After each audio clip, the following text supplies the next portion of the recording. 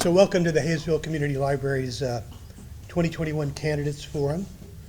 This year we have 3 candidates for mayor and 7 minus 1 candidates for USD 261 school board. In the past, we have included city council candidates as well, but because no council candidate this year was opposed, we have abbreviated our usual format. We call this event a candidates forum, but we might as well call it a people's forum because our primary objective is to enable every interested citizen, you, of this city and school district to cast an informed ballot, to make an informed choice. So each of our candidates tonight will be permitted to speak for a maximum of 5 minutes. We'll begin with the mayoral candidates, and then we'll continue with the school board candidates. The speaking order, as you just saw, has been determined by random drawing. Library staff member Alex Trinkle here will be timing the speeches. He'll display the time remaining for each candidate. In the event that a candidate goes more than 15 seconds over the allotted time, I've asked him to stand up and say stop as loudly as he can. We also have a backup system. It's a kind of traffic light. The traffic light shows green when you can speak. At 1 minute to go, it turns yellow, and with 15 seconds to go, it turns red. We'll use both systems so that we don't have any errors. Once every candidate has had an opportunity to speak, we'll open up our forum to your questions. Your questions may be posed to any individual candidate or to all candidates or to any subgrouping that you might choose. One of the things that I did before we began was place a note card on each one of your chairs. In the event that you would prefer not to ask your question in person, but would rather do so anonymously, write your question on that note card and give it to our library staff member, Chris Chad, over here. He will then read, interspersed among other questions, those questions from you that were delivered anonymously. I should also note, as you probably already know, that this evening's forum will be video recorded. It's not being live streamed, but it will be made as broadly available as we possibly can. Do you have any questions or concerns? If not, then I'll introduce the mayoral candidates and then the school board candidates. How many questions are we allowed to ask? Not more than 70. Okay.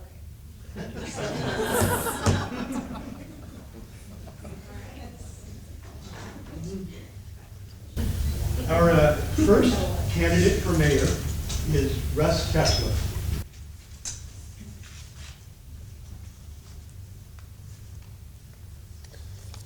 Thank you, Ken, library staff, everybody for coming out tonight. It's great to have so many people compared to previous years where we only have like our spouses attend, so it's great to have so many people here.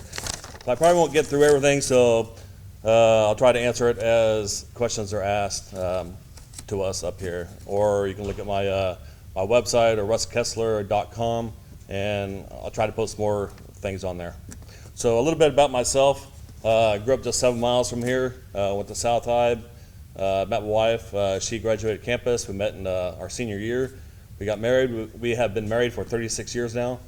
We have 4 kids, 9 grandkids. 3 are in Virginia and 6 are here going to the Haysville school system. So schools are very important to me. My son, he's in HMS, and my 6 grandkids that are here, I have 3 in Freeman, another in HMS, and 2 at campus. So I joined the Navy right after high school, served for 23 years. I retired, was on the East Coast, West Coast, Gulf Coast, several ships overseas. So I've been to a lot of places and had a lot of leadership experience while in the Navy.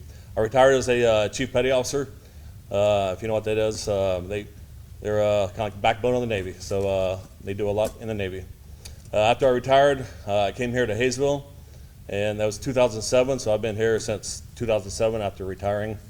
I got a job I started working at McConnell Air Force Base, first as a contractor, then as a Department of Defense civilian, where I earned my Department of Defense financial management certification.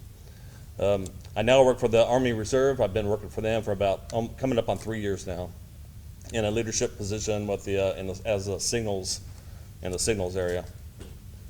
So I wanted to be involved with my community. My son joined the Cub Scouts. I was his den leader. We had up to 21 boys at one time, grade school kids, all the same age, going through Cub Scouts. It was a blast. I was appointed to the Planning Commission. I was on the Planning Commission for 2 years, from 2009 to 2011, at which time I was elected as City Council representing Ward 4. So currently I'm on my third term representing, as City Council member, representing Ward 4. I was also on the Park Board. I was a Park Board Chairman for 6 years. During that time, as Park Board Chairman, that's when all the new playground equipment was going in through all the parks. That's when the Pride Park fountain went in. That's when Dorner Park started being established. And also the President of Council, I was that for 4 years. I am a member of several different veterans organizations. The American Legion Post, the Derby Haysville Post 408, and the VFW Post in Haysville, the 6957. So I'm pretty involved with those posts. Try to go to all their ceremonies, Memorial Day ceremony, their different Veterans Day ceremonies, their MIA ceremonies. As mayor, or even an elected official, it's important to go to all those different activities outside of the city. I'm a member of my church, Haysville Christian Church. I'm a trustee, I'm also the men's ministry leader. So I'm very active in my church. Very personable. I've been, last couple months, I've been knocking on around 900 doors. I had a lot of people wanting to help me knock on doors, but I graciously kind of denied, because I actually want to get out there and talk to everybody myself. So I knocked on 900 doors. I didn't want to send out letters or postcards. I wanted to actually talk to people one-on-one. It's very important as an elected official to be involved with your church, your school board, administration, Chamber of Commerce, veterans organizations. Like I said, I'm a very approachable person. I'm almost done with my time, so I'll hurry up. One of my primary goals, I want to economically strengthen the city. I want to bring in more businesses. I want to improve our life in our city, keep our taxes low. I want to expand on our hike and bike paths. There are several areas in the city that don't have hike and bike paths to their area, such as Timber Creek, along Broadway, Sunset Edition. So I want to continue that. If you noticed on Meridian, the path along Meridian, I pushed and pushed and pushed for that because it's very dangerous for kids and people to be driving around on the street or walking on the street, walking in the ditches. So I pushed for that, and we got that done. So like I said, it's very important for us as elected officials to be very involved with our community, the Chamber of Commerce, schools, churches, veterans organizations. I look forward to any questions you may have. Thank you.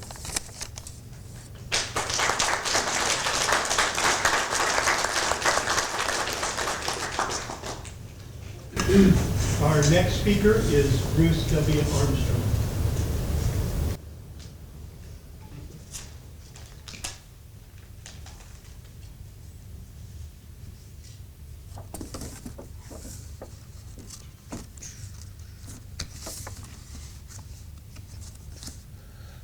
Also, I'd like to thank Ken and the library for having this for us every time that the votes come up or the elections come up. Also, Chris, thank you for spending your time to film this. We can put it on 7 and on our YouTube so we can get a lot of people truly to see the candidates and get their forums out there. My background, I am the mayor, and have been the mayor for quite some time. I grew up in Haysville from the 3rd grade on. My wife was before that, I think from 1st grade or kindergarten on. We've had 2 children go through all the school here. I've gone through all the school here. I've got a degree from Wichita, from Fort Hays State in education.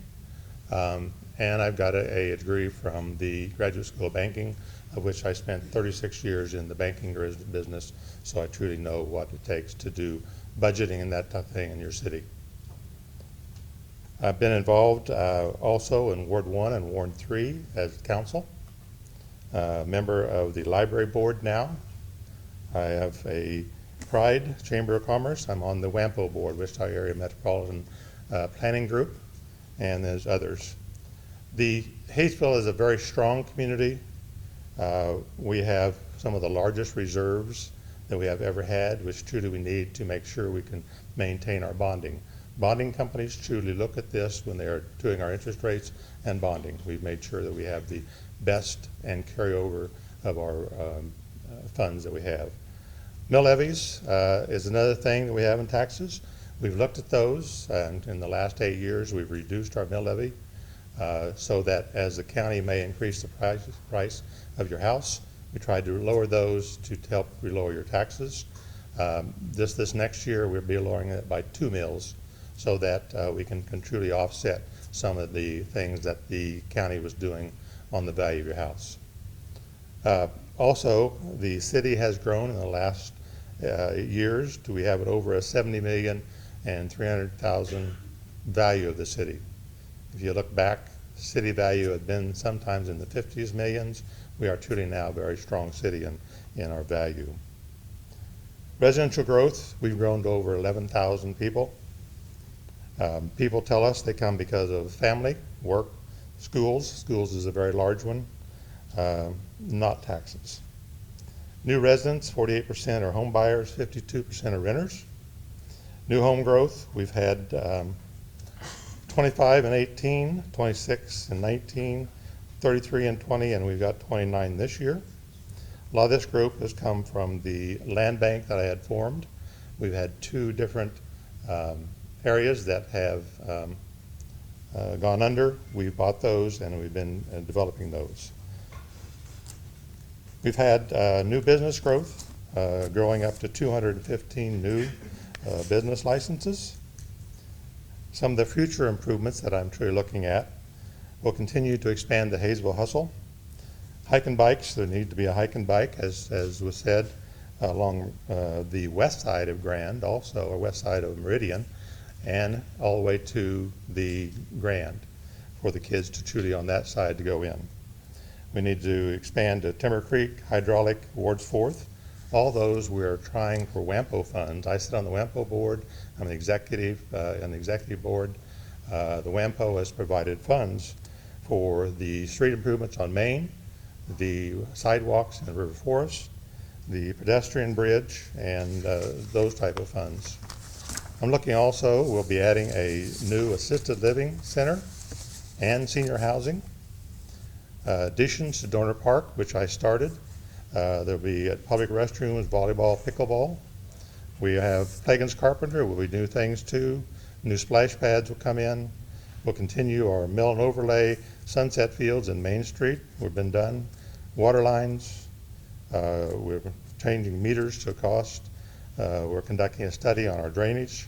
We're adding 2 new housing developments that I've been working on. We're expanding and fixing the drainage off of Meridian, so there can be a new 500 homes there at the drainage with Sedgwick County. And we need to add new parks to Country Lakes, River Forest, and upgrade W. Roberts. We continue to contact franchise businesses to bring in. On Grand, we have a new developer wanting to develop commercial businesses along Grand. We continue to talk to them. We also work with the Greater Wichita Area Partnership that's bringing in new employees every year to long type of over 2,000 employees. So with the time going down, I do thank you for all attending and hope I've given you some information on what we'll be doing in the future.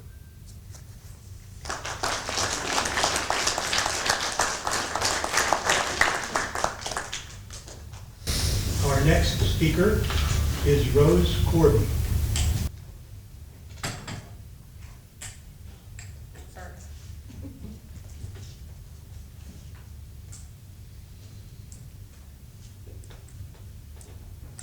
Do not recommend breaking a leg. Don't do that. Hello, my name is Rose Corby, and I knew that was going to happen. I am a 24-year citizen of the city of Haysville. I'm actually not originally from Kansas, but I do now consider myself a native Kansan because I think I've spent enough time here to say that I'm from Kansas now because I'm part of your community.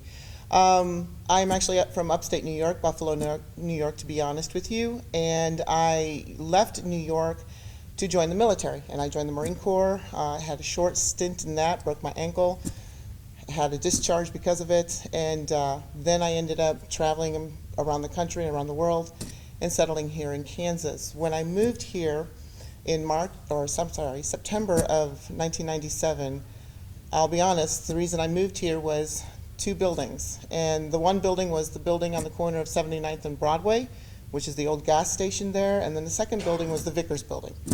I just thought they were unique buildings. They reminded me of history, and I love that concept, so I decided to move here. Since then, I have been the Director of Operations for the Hello CSS Corporation, which no longer exists. I have been a 20-year, nearly 20 years hunter education instructor in the state of Kansas, married to my husband Michael for 20 years. We've raised 3 children here, and have done a lot with the hunter education program, including implementing or developing an accredited hunter education instructor course for colleges at Wichita State, K-State, and Pratt Community College. I have also, right now, I'm currently teaching at WSU Tech, and I have worked for the city as a planning and zoning administrator and the historic liaison, and for 3 years in that role. Before that, I was code enforcement, and so that's my background, basically. It amazes me how fast the time goes. My goals and objectives, and I'll be honest with you, I've never run for office in my life.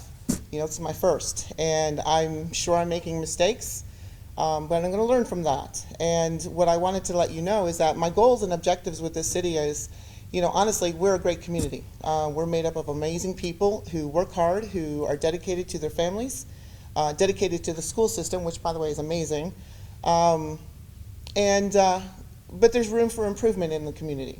We have issues concerning Broadway, which is kind of a hot button topic with some folks, and that's an area that I have been concerned about for many, many years, and I would like to address that. And I believe that the only way we can do that is by developing a relationship with KDOT. Since it is a U.S. highway, we need to develop a relationship and address it. Beautify it, put in sidewalks, so forth and so on. As far as our businesses, that is something I want to address as well. We do have a slew of smaller businesses, but we don't have that many. And I'd like to address that issue. I think that Grand is a great area for our small businesses, and I think that we really need to focus attention on getting them filled, getting the empty buildings that are there on Grand filled, including the buildings that have been vacant since I moved here. And they're still vacant today, and we need to address it and find out why they're still vacant as of today. I actually checked on the realty websites, and a few of them aren't even for sale or for lease, and I just find that really interesting that they're just sitting there vacant. So we need to find out why and address it and get them filled up with small business. I've heard constituents or potential constituents, in my case, ask for big box or ask for bigger businesses, larger businesses. I understand that we are a small community. We want to maintain that small community atmosphere. There's no reason for us to bring big box business in the heart of our town. We have an outskirt area that we can address, that we can bring that to. But I think that needs to be up to you guys, what you want here. Not what I want as a mayor, it's what you want. And I think that that's what our planning commission and what our council is there to represent you for. Planning commission is made up of, regular ordinary citizens, and that's who they represent, is you. I also want to address the issue concerning our youth, the lack of activities for our youth. We do have some great sports programs through the HAC, through the school district, but there's not a lot for those that are not interested in the sports. So let's address that issue right there. And that does go fast. Wow. I am actually looking at an esports pavilion, which is something that WSU Tech has implemented, and it's gone nationwide, where you have nationwide sports competitions through computer systems, gaming. And I think that would be a great draw for the kids and keep them out of trouble. And I've got a great location in mind. So with that, I better go before I get yelled at. So, all right, thank you very much. Oh, and by the way, thank you for coming. I forgot to say that. Thank you.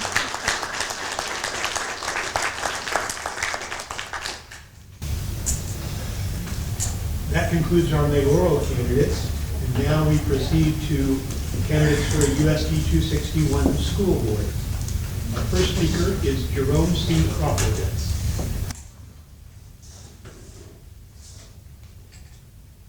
All right. I can't win the lottery, but I get to draw one. All right. Well, first of all, my name is Jerome Crawford. I've lived in the district for over 20 years. I've had 2 kids that went through the Haysville school system. I have another child that is not in this school system, but he's a senior this year. I want to say growing up, and this isn't on my speech, growing up in South Wichita, Haysville, we always looked down on the schools and the things through Haysville. And I can just say,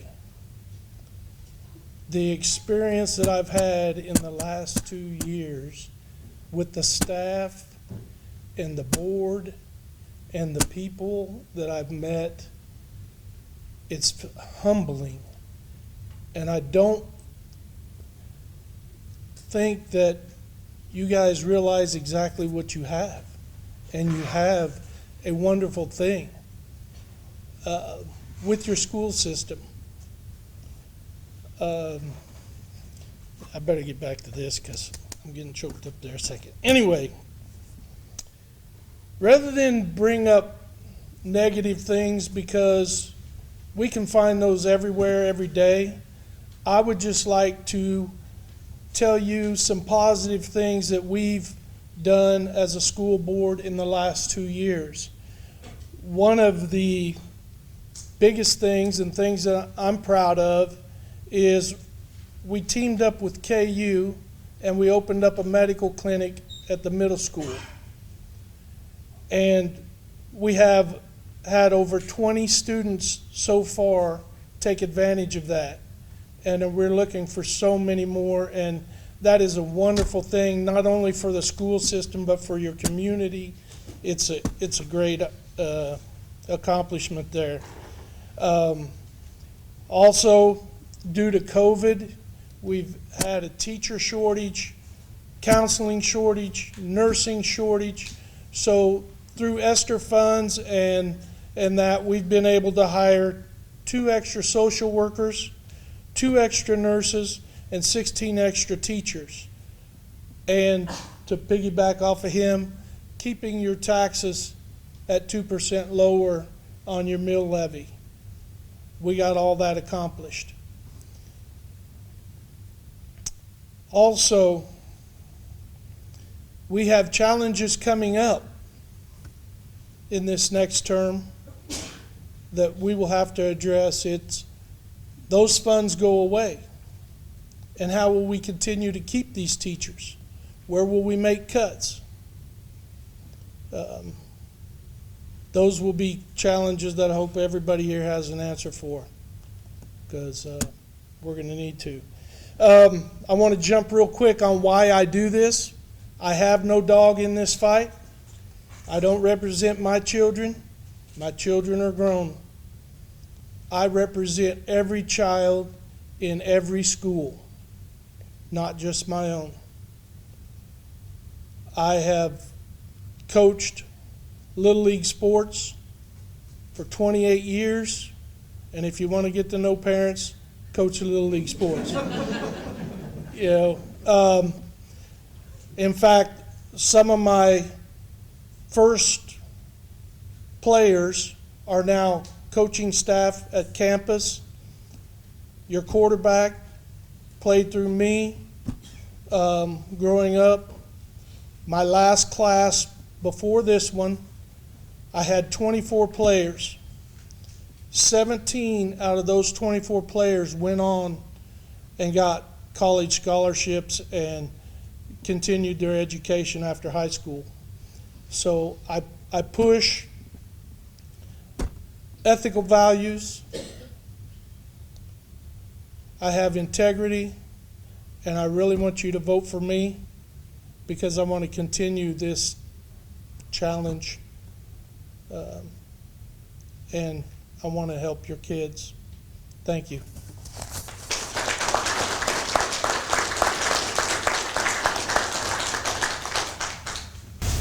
Our next speaker is Jason Welch.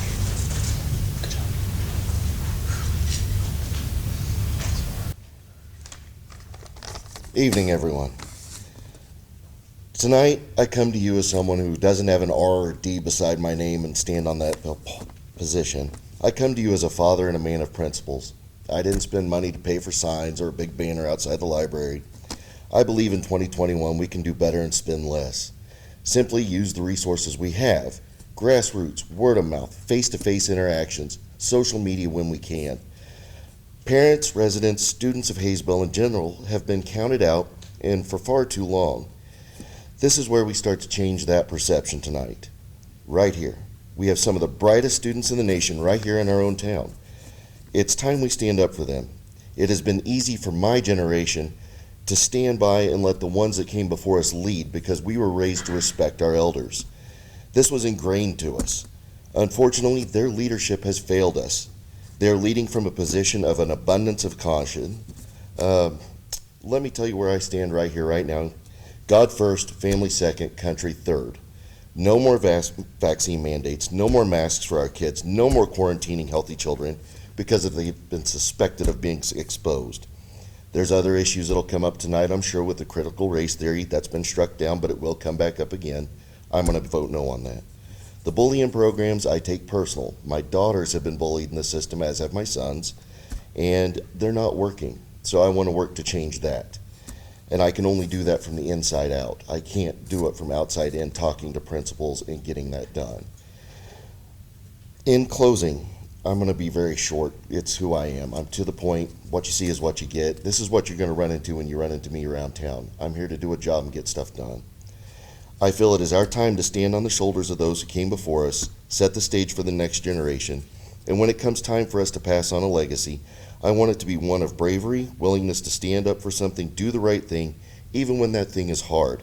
And make no mistake, this next couple of years are going to be very, very hard. But I expect us to end up among the stars.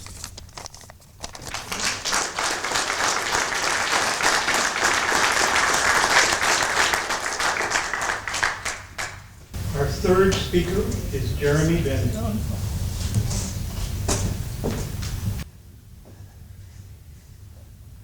Hi. Is anybody else as nervous as me? Public speaking is fun. My name is Jeremy Bennett. I've been on the school board. This is the end of my first term.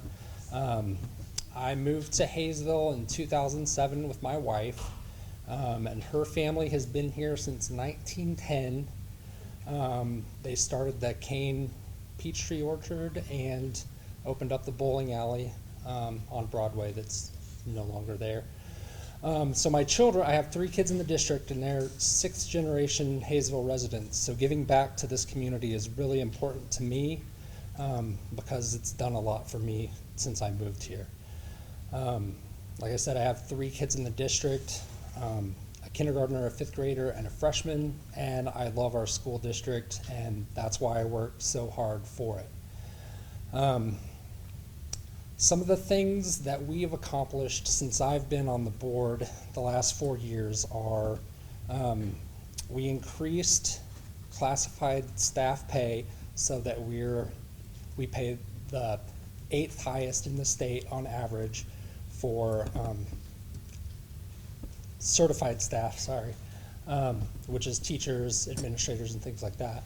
And we have an initiative that we're working on to raise classified staff to $15 an hour in preparation for a federal government minimum wage increase. So that's something we're planning on, and we're going to make preparations for, so we're ready for it when it happens, if it happens.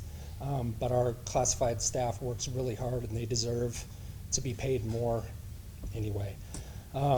We have decreased the mill rate the last 3 years, and that lowers your taxes as well. The last 3 out of 4 years, we have won blue ribbon status at Capturing Kids' Heart, which is a program that teaches social and emotional learning. We're the only district in the entire country who has won the last 3 out of 4 years. We didn't get the award in 1920 because of COVID. We allowed the campus students to start a screen printing shop so they can save the district money printing t-shirts for the district. They can also supply t-shirts and things for the community. What else? We built the new natatorium, which we have schools from around the region coming to use. The HAC uses it. These are all things that we've helped get past. And when I ran for the school board 4 years ago, I had no idea what I was getting myself into. And I had no idea what even being on the school board meant. Having been on the board for the last 4 years, it's one of the most rewarding and fulfilling things that I've ever done, and I want to continue doing it, and I hope to represent my children and your children for at least one more term. Thank you all for coming. Thanks for the opportunity to speak, and that's all. Thank you.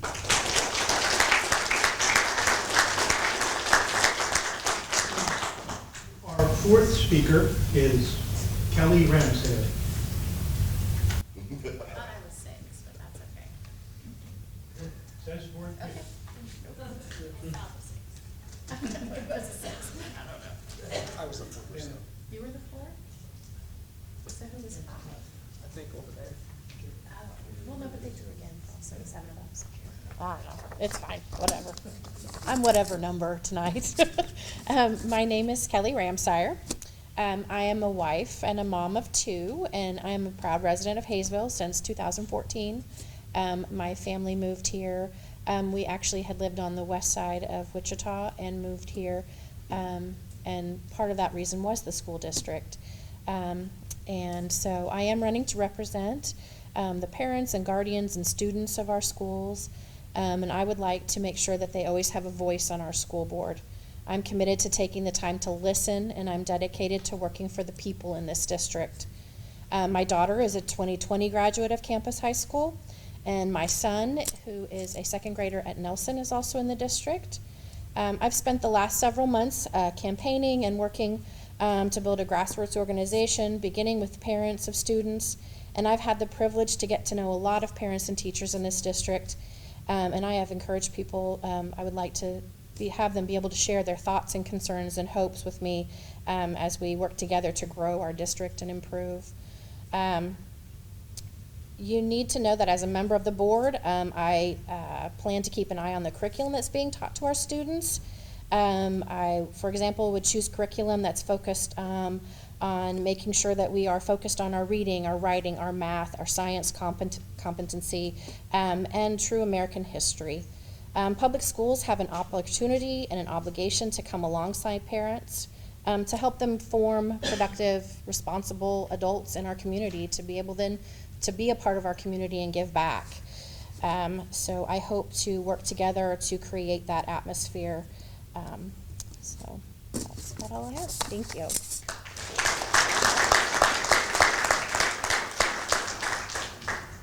Our next speaker is Courtney Williams.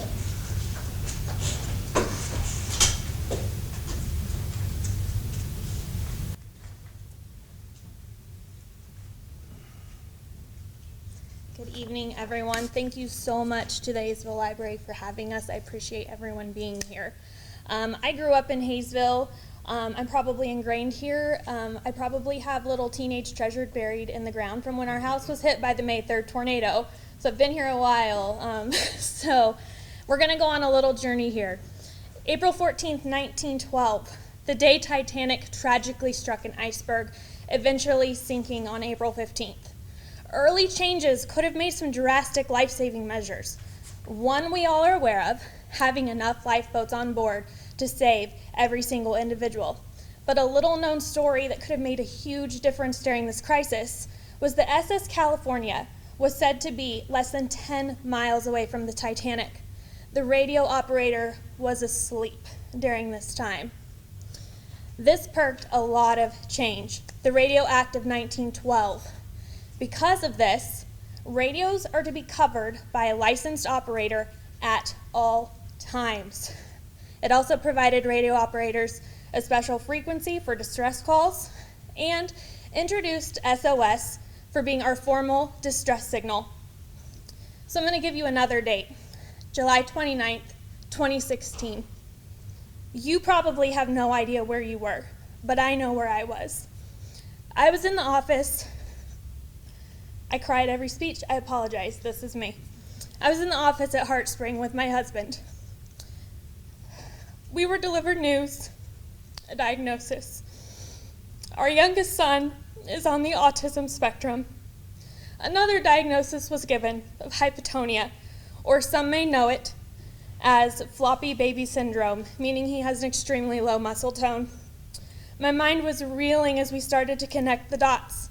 This is why he didn't sit up till 8 months old. This is why he didn't crawl till his first birthday. This is why he didn't walk till he was 18 months old. This is why he doesn't make eye contact with you and you miss those beautiful brown eyes that he has. This is why going to the grocery store is almost painful for him. You have to understand, though, the Titanic tragedy was a tragedy, but my son's autism most certainly is not. He's guiding us through his world. We find joy and happiness in the smallest things, and his brutal honesty is a much-needed eye-opener. He's taught my husband and myself to be more patient, more kind, and view this world in a whole new way. Because of this, I see education in a new light. The way I advocate for my son is how I will advocate for each and every single one of your students and the staff for Haysville schools. I've said this before, and I will say it again. I'm standing here in front of you shouting SOS for education. The past 18 months have been extremely eye-opening, and it's going to take us rising above the noise and becoming more forward-thinking. It's going to take transparency. We have to look forward at possible topics and theories that could creep into our curriculum. We must look into policies and guidelines that we already have and uphold them, and actually uphold them.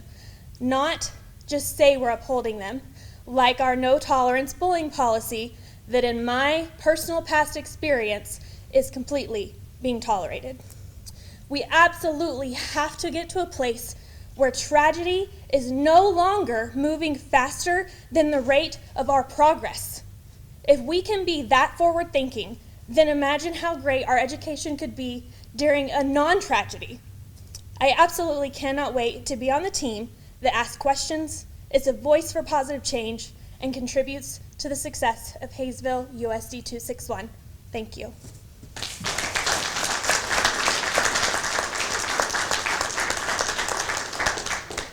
Our final USD 261 school board candidate speaker is Colin R Howerton. Well, I want to say again, thank you for hosting this. This is fabulous. Thank you for coming. Thank you for caring. That's important. These local elections are where real life matters, and in the past we've seen such a small turnout, and I'm excited about this year, seeing folks come out. Thank you to the teachers. They're unable to be at this meeting since parent-teacher meetings are taking place. Many parents aren't able to be here because the parent-teacher meetings are taking place. Thank you to the school board and the work that you all do. These folks don't get paid for what they do, and they tend to get on an end sometimes where people are kind of putting them on the spot. And I appreciate the work that they do. and the administration for serving our community. What a blessing. My name is Colin Howerton. I'm hoping to be a school board member for USD 261, planning to be an ally for the students and their future, an advocate for the teachers and the paras, and to be accountable to the parents and the community. We have, as has been stated, some of the best and brightest students with some absolutely amazing potential. We have national merit scholars. We have students that have gotten just immense scholarships, and just the history, the present, the future is very bright. Some of these students are poised to make our world a much better place. They deserve our support and our investment. We truly are blessed to have some of the best teachers and paras in all of education. They're devoting their lives to pour into our students. I say we can help them better. They need better resources and better distribution of funds. In the district's legislative priorities, there are several line items to get more funding from the state and from you, the taxpayers, but there's just not good transparency in the expenditures. I believe we can do better. Many parents and members in our community do get it. You're here. Thanks for coming. That's exciting. You care about the future of our children and the future of our community. We deserve to know what's going on. The members of the school board are that link.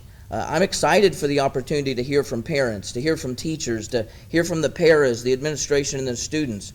Open communication will dissolve most of the problems that come. Building public trust is paramount in the success of everything that we desire for our community. I bring experience as a military veteran, veteran of Desert Storm, and engineer, a pastor for 20 years in Wichita, Christian school principal, administrator, and most importantly, as an engaged citizen. And my wife is back there. We've been married for 27 years, and what a blessing that is. We have 4 children, 3 grandkids, and super excited. Well, the Bible talks about how glorious it is for children's children, and I didn't know that till we had our first grandchild. I'm like, this is awesome.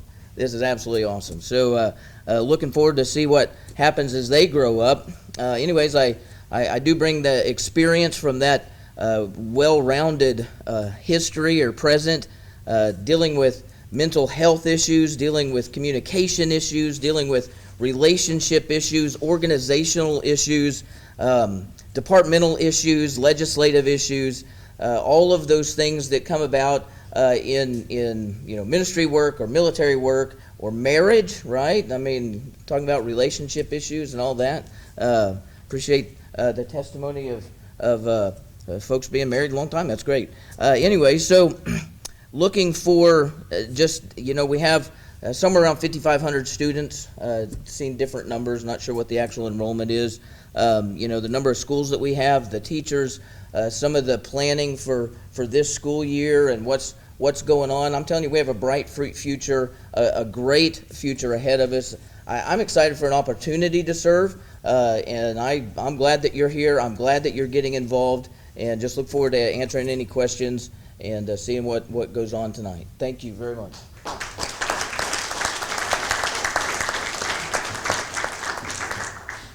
So that concludes their 5-minute speeches, and now it's your time to ask questions. I noticed that Chris has a number of questions that have been submitted, so I don't, if you didn't submit one because you were afraid of giving him a note card really obviously, it's going to get mixed in with all the others anyway, so don't be too shy about that.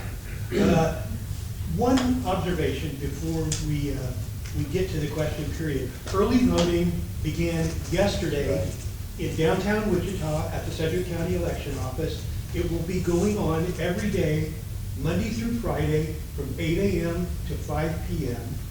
Here at the Haysville Community Library, early voting will begin on Thursday, October 28th, and continue on October 29th, those 2 days from 10 to 7. And on Saturday, October 30th, 9 to 4. So as informed citizens, please avail yourself and vote. We'll start with the questions then. Do we have any questions from the audience to begin with? Sir. Yes, I'd like to direct this toward all the mayoral candidates. One of the biggest things that has even been brought up tonight already by several individuals deals with some of the blight within the community. And so I'd like for each of you to address that. And I know there are things that have been done already, especially with regards to aesthetics, parks, things, and walkways like that that you've already mentioned. But I'm speaking more directly to some of the businesses that we have in the area. I'm not going to direct any of them specifically, even home residents. And I'm curious as to what your viewpoint is on that, how you would go about addressing that, or even if you feel like it needs to be addressed. We have a report truly covering all the code violations that are in the city. Right now, if you were to look at our code violations on the number of people that have left the grass for over 12 inches, the ones that are truly violating codes, you'll see that there's over 400 of some of those that we have sent code violations to get those cleaned up. Commercial, yes, we have commercial down on Broadway. We've issued 31 different code violations on Broadway to get it cleaned up. We have a large one over there that is the old activity center. We have them in court. We have them get cleaned up. They have 30 days to do that. We have one that's sitting down on Trout, who has been we've been working on for quite some time. This person is now in jail because he would not clean up. So cleaning up and making sure that this city truly is acceptable to everything is how people come to the city. They don't want to see high grass. They don't want to see trash on the streets. They don't want to see what we have down on Trout. We'll continue to push our code enforcement to do that. We have a building we know that is in the very center edge of town. I've contacted that owner to try and get him to give it so we can bring in an incubator. That person seems to have enough funds that they're not even interested in even talking to us. So we'll continue to try and get him to do something for us. But code enforcement is very important in this town. Okay. I would like to add, as the person who actually used to do the code enforcement and zoning enforcement in the city, I am in total agreement with Mayor Armstrong on this. The issue with light in the community, it does affect property values. It can potentially affect the health of the citizens within the community, depending upon the severity of the blight. And so with that being said, yes, without question, we need to make sure that we continue to do enforcement, bring them to court, let the court decide what needs to be done with the people who are refusing to do their cleanup. And I think that we need to maybe hire another code enforcement just to get them maybe part-time, because that is something I have been thinking about. Maybe somebody part-time to assist the full-time code enforcement, just to kind of give them a little bit of extra hand, because we do have an issue, but we also have many, many more citizens in the community who actually do care about the properties and do follow the rules and the regulations in the community. And those citizens should be commended, and they are commended, because they don't have to deal with code enforcement, obviously. So yes, I am in total agreement that we need to continue on the path that we are doing, and maybe even expand a little bit with adding in a part-time code enforcement officer. Excuse me, in the city of Wichita, they go in there and they'll go ahead and clean up the yard and put it on your taxes. Is that something that you consider, or the city of Haysville would do? We've actually done that before, but it's, it is difficult to get those taxes paid back, and I'm sure Mayor Armstrong would agree with that. We have one now in Ward 4th Edition that is a garage that is about to fall down. We've already gone through the steps to have it demolished, and it will go on to the tax rolls. They are truly billed to people when they get their taxes. So it doesn't say that they are behind on their taxes, which we know that there are probably several. So yes, that's the way that the law says that we have to do it. And yes, we will continue to do it as we have in the past if people will not clean up. Or, as I said, we do have some very stringent code that they can find themselves in jail. I agree. We do have some areas that are in blight, such as along Broadway and certain areas around town. And if somebody doesn't mow their grass, the city contracts with a landscaper that would come and cut their grass, and then that would be billed to that homeowner through the taxes. So definitely contact your city council person and let them know, and they'll turn in on a council action request. It'll come before council, and that way the council can keep track of it along with the city. So yeah, definitely turn those things in, because you know, I don't like blight, I don't like, you know, junk in yards and tall grass either. So you know, please turn that stuff in, please. What if it's I'm sorry, Yeah. Ken. What if it's a property that you're renting and the landlord is just not taking care of, obviously, like for instance, a garage or something that's falling apart? I mean, that's not necessarily the renter's responsibility, it's the landlord's responsibility. So how is the renter going to deal with, you know? When the city does code enforcement, they contact the property owner directly, Okay. through mail, or, you know, generally it's through mail. So it wouldn't be me? It wouldn't be, I mean, obviously, code enforcement would knock on the renter's door. We don't know who's a renter or who's not a renter at the time that they're addressing the issue. So, generally, a notice is sent out to the owner of the property, and then the issue is dealt with the owner of the actual property themselves. And then your relationship with your renter, your landlord, that's between you. The city deals with the property owner themselves directly. So let's have Chris go to one of your questions that have been submitted. This is for the mayoral candidates. What is the plan to address the poor conditions of some of the city lakes? Right now, we know Dorner Park has a vegetation problem. It has been treated twice. It's cost us $6,000 to treat that. We're now looking at putting in additional fountains and aerators to do that. We've been contacted with the park and wildlife, who will pay for 75% of it if we can get the grant from them. If not, we will then be doing it ourselves with the aerators and the fountains, and continue to treat that. I am actually on the same page with that. Working with the Department of Wildlife and Parks is critical, because they do have the funding availability that a lot more than we do.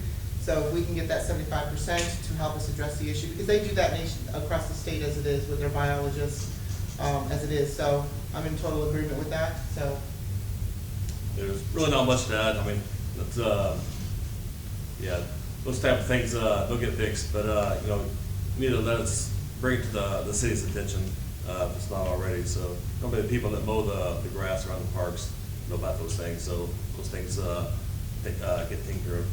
can I just add just one thing? I'm sorry, I just want to add one thing with that. When we visit the parks, one of the things that we can do as citizens to help with that issue, and I know this because I've actually worked with biologists, is let's make sure that we pick up after ourselves around the lakes and the ponds and whatnot, so that we're not leaving trash there, because that does get into the water supply or the water of the park, of the pond, and it can contribute to some of the problems. So just an FYI. Do we have a school board question? I had a quick question for you. Do you plan to continue to adhere to the 7:30 policy, or the 7:30 time frame? Yeah, it was posted 6:30 to 7:30. No. Do we have a question with respect to the school board? Ma'am. This is for the actual school board members that are not currently on the board. These are for the new members, if you don't mind. We have a lot of areas of improvement for the district.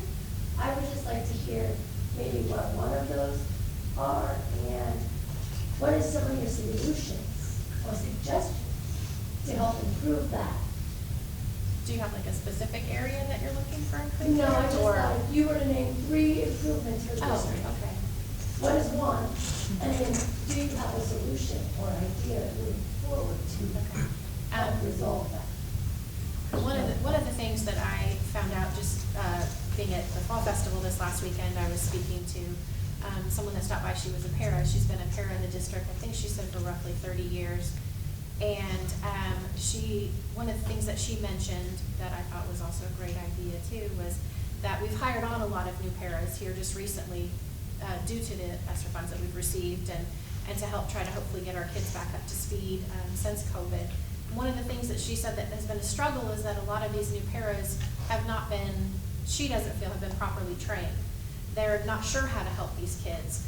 They're not sure what they need to be doing to make sure that these kids are staying on task, and how do you help them properly when they're falling behind.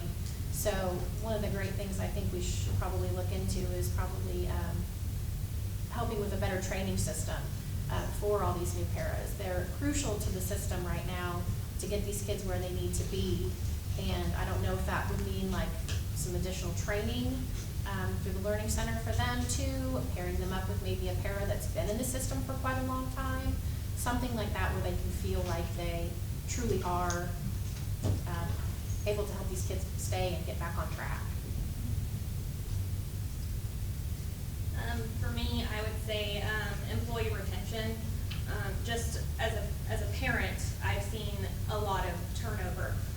I talked about my son with special needs and autism, and you know, anyone with autism is every day is different, but don't you dare change a thing. In his first 3 to 4 years in elementary school, he had 3 different special education teachers. That's not good. That's not conducive for retaining knowledge. In fact, we saw quite a bit of regression in him. So I would like to see that improve, especially when it comes to special needs, when it comes to para support.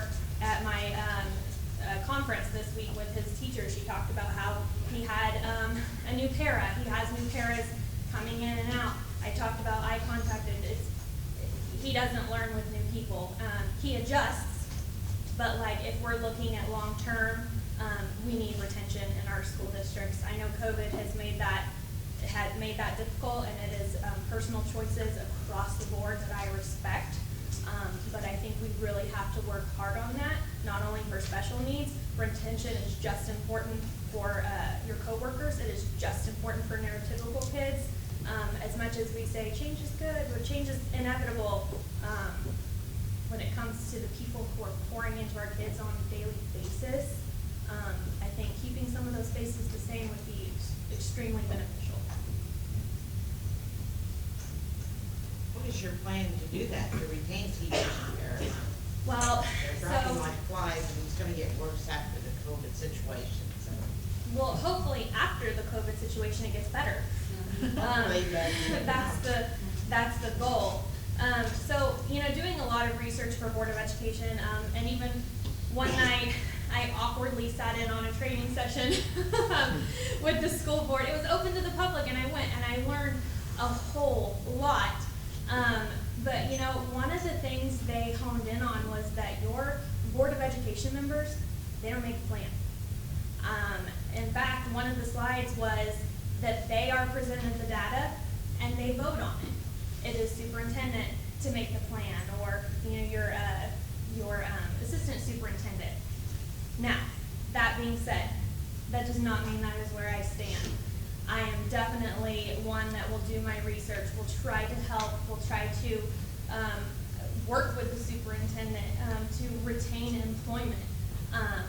That is a goal for me to learn and improve going forward. I've worked in methods process analyst, industrial engineering, and now I'm in accounting. So in every job I've worked in process improvements. That means process improvement to retain employees. I don't have a set plan right now, but if I have Haysville data, Haysville teachers to speak to, I can certainly start. One of the things that I've looked at, I've been able to speak to several teachers and some paras, and one of the things that seems to be common is they don't feel like they have a voice with the administration or anywhere in there, and that's kind of concerning, because these are the ones that we're tasking with training our youth to take care of us when we're old. And so I would love to be able to visit with the teachers, however that would work. I tried to get in with the former administrator, and that didn't work out, whatever, but that's fine. So if we could hear from those teachers, and my thought is this, I've sat through some school board meetings, I've listened to the ones online, and one of the big concerns is it just seems like there's not any discussion or questions hardly that go on when these big things come about. And if if the school board is kind of the bridge between the community and the whole teaching mechanism of our community, we ought to be asking questions. We ought to be, questioning things before we spend millions of dollars on some things. And part of the retention, I think, as Courtney was talking about, could be if we have those conversations. What do you need? And I've looked at some other districts, and some other districts can take the same money and just spend it differently, and have some classroom resources. Here's an expenditure for your classroom, and that's proven helpful in some districts. That doesn't mean it would work in 261. That would have to come from the teachers. That's a decision. One of the things, particularly with the school board, I mean, these guys, they don't really have a decision-making power necessarily, just some question-asking power, and then vote on that and say, no, we're not going to do that, but what about this? So working with that administration is important, but I think working with the teachers is super important, and then hearing from the students is vitally important. I remember when I was in high school, I used to go to the school board quite a bit. I'm sure I was annoying and whatever, but they listened and they laughed because I was the only student that ever went and talked to them. And I'm just thinking, for one thing, you guys ought to be coming to the students and asking questions, but also students ought to feel free to go talk to them. So I think there's some help in retention with teachers that we can do, because we have some of the best and brightest teachers, but it does seem like a lot of them end up leaving. And boy, let's keep them. Let's keep them here. Let's keep them here and help them to help our students and our community. The only, oh, sorry. Go ahead. The only way we're gonna keep those teachers is appreciation. Yeah. I live with one, she was a substitute. Yeah. So, from that perspective, I got to hear the stories of the kids and how their behavior was, and I've experienced it at the football games. In fact, Friday night in the stands, group of boys behind us, F-bomb this, F-bomb that. 7th, 8th, 9th graders, blurting out these cuss words. Grown men sitting right next to them in front of them. I'm 2 rows over and I hear it, I address it right then. It's gotta be us as parents and the parents of those students. Hey, your kid is abusive verbally to other students.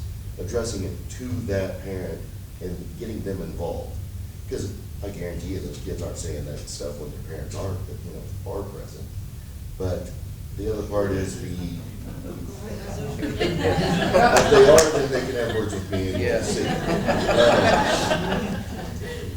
The other part is the substitutes. We've got to hang on to them. Yeah. We don't have enough teachers in the district when somebody calls in sick, where a parent is filling in a class where their skill set is needed somewhere else. And that is going to require appreciation from the principals of the school that they're subbing at. Understanding where they can get help as well. They're dumped into classrooms with no classroom plans at times because the teacher took it home with them the night before, because these teachers are paying out of pocket and doing a lot of work off the clock that we don't see. So we've got to be prepared for that too. Respect and appreciation are always important, but then again, I did work 35 years for an aircraft company that I wasn't working for the paycheck, okay? And so staying on that para subject, I'd kind of like for you guys to speak to this a little bit. Considering the fact that our current para situation is that basically to move up the pay grade, as far as I know, there is no longevity improvement in the pay scale. All they can do is do certain things as far as in-service things and go to school, get an education, okay? And there are so many hours required to move up the pay scale doing that, that you'd have to be an idiot to get that much education and continue to be a parent, unless you really loved it, and some of them do, okay? I understand that. So, would you, let's limit this to yes or no answers. Would you be willing to support some changes within regards to the teacher's pay scale and specifically the parent pay scale to help improve, say, increase those hourly wages for them through longevity pay? Absolutely. What is the average pay of a para? The average pay in the community, in this community, I think is, the school district is somewhere around 12 something an hour. 12 something an hour, and I've talked to some that were pairs for 20 years. They did love it. And can only work 32 hours a week, so they don't have full time, and most of that goes for insurance. 35 hours. 35 hours. I'm a parent. And these people are making less than the bus drivers are. Right. God bless you, bus Yep. drivers. They're making less than the bus drivers are. thank you for being a And parent. many of them are putting up with not only verbal abuse, but literally physical abuse. Okay? So, that. Thanks, Ken. Yes. Question I have. Yes.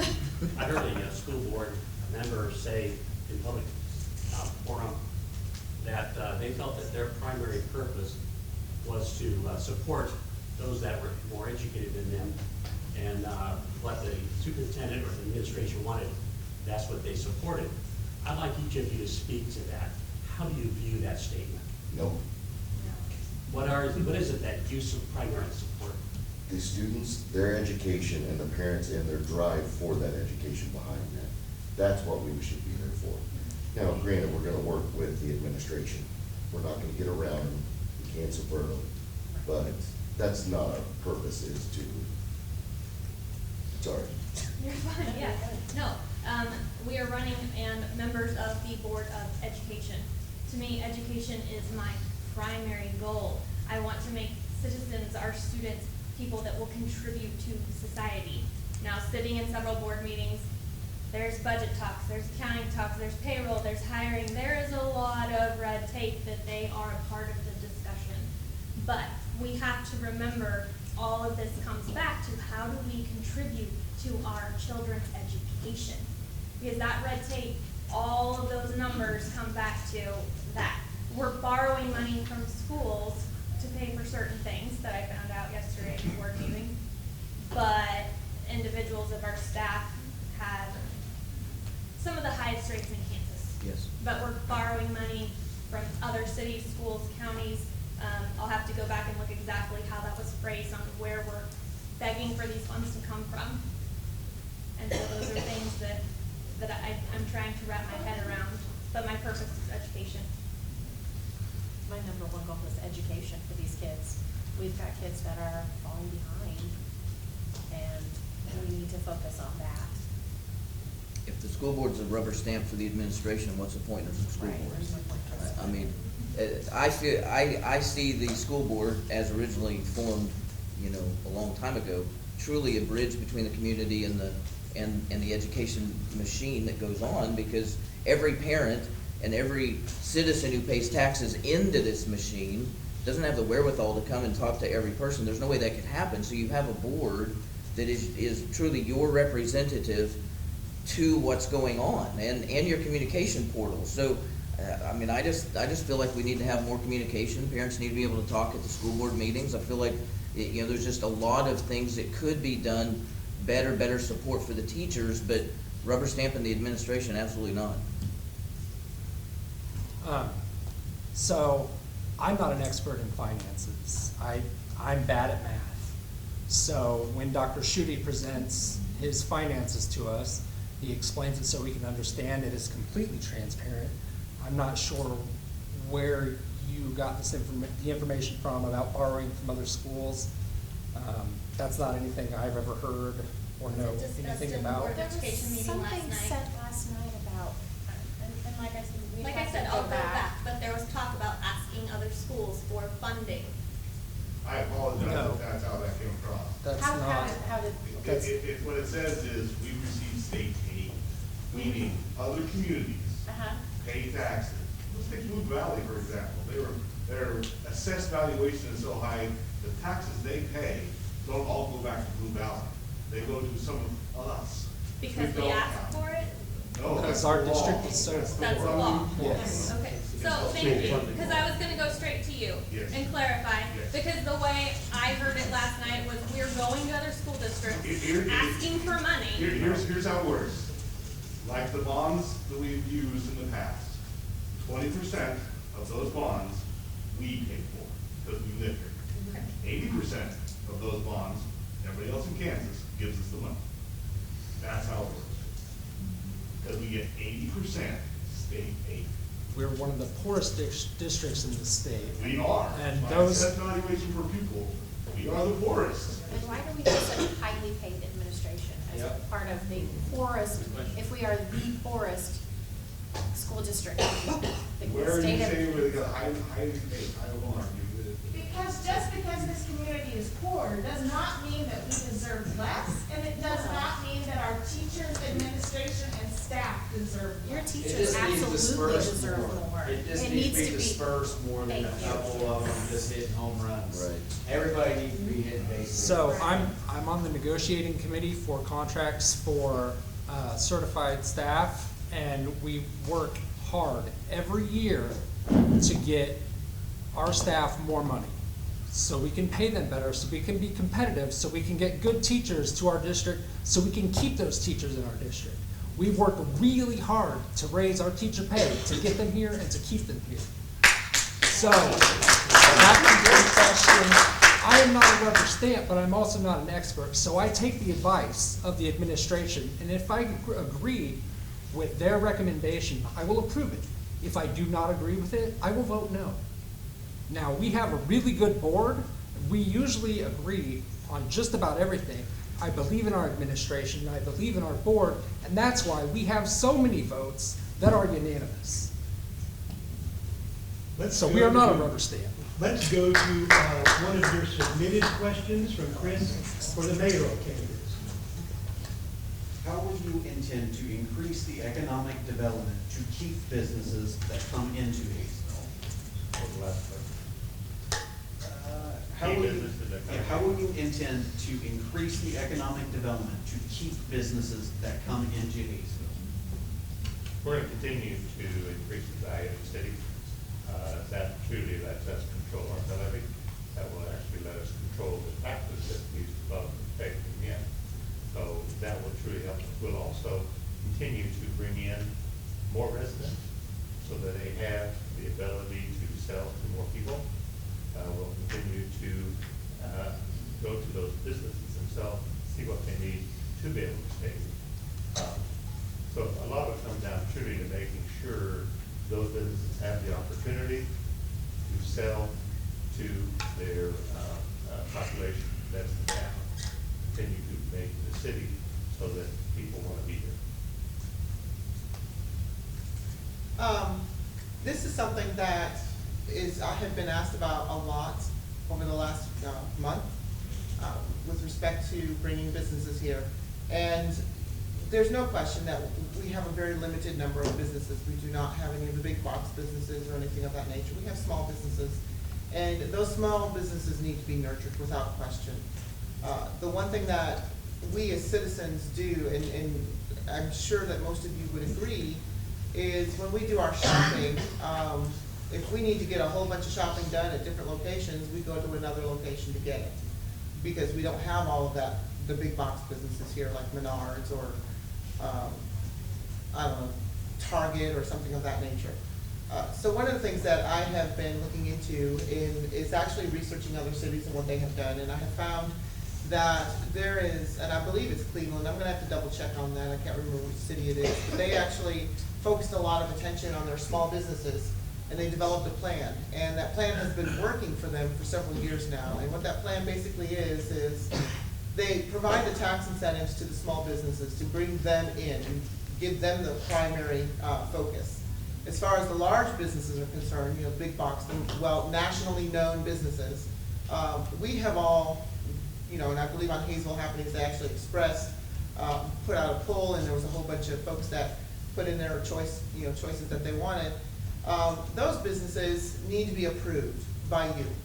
And what happens is if you want a Menards in here, your planning commission, which I feel is just underutilized, who represent you and are made up of just ordinary citizens, they will be the ones who will have to hear a case or the application from that large business, so such as Menards. We'll just use them as an example. So they'll present their case to the planning commission. Planning commission will then provide their recommendation to council, and council will vote yea or nay on whether or not they come. Under no circumstances do I think that a large business like that deserves to have a tax incentive. I'm sorry, there's not enough money as it is. But at the same time, We don't need that right here in the middle of town. We need to maintain our small town atmosphere.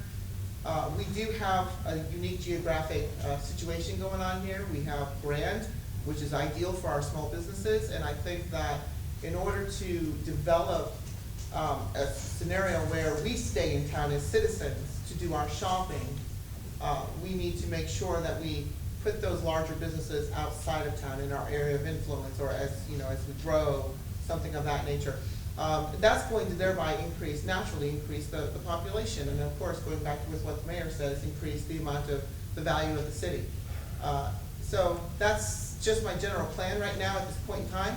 Of course, more research is needed, but I do know it has worked in other cities, at least one that I know of, and I think that that's something that could work here.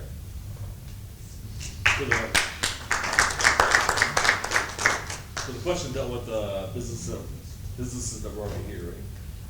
Businesses that are already here and ones that come into town, what economic development would you do to keep businesses? So there are two different things. So to keep businesses, we need to keep their taxes low. To do that, we need economic development. We need to bring more businesses in, more housing developments, to spread the taxation across more area, which would lower their taxes, and to keep them in. And we need citizens, we need the people to visit those businesses, because they're not gonna survive unless we visit them. And to bring businesses in, we need to, if we need to provide incentives for them to come, then that's what we should do, to provide incentives. Whether it's a coffee shop or other businesses, we need to get them in to provide our people what they want. A lot of people have been asking for like a sit-down restaurant. People want restaurants to sit down. The ones we have are great, but they want more of a variety. Same thing with places to shop. I mean, if we could provide incentives to those type of businesses to get them in, provide more of a tax base, provide more housing, then everything just starts, working out. My intuition tells me there may be a school board question. Jason, I noticed, I heard you said something about bullying and whatnot. How would you address that issue?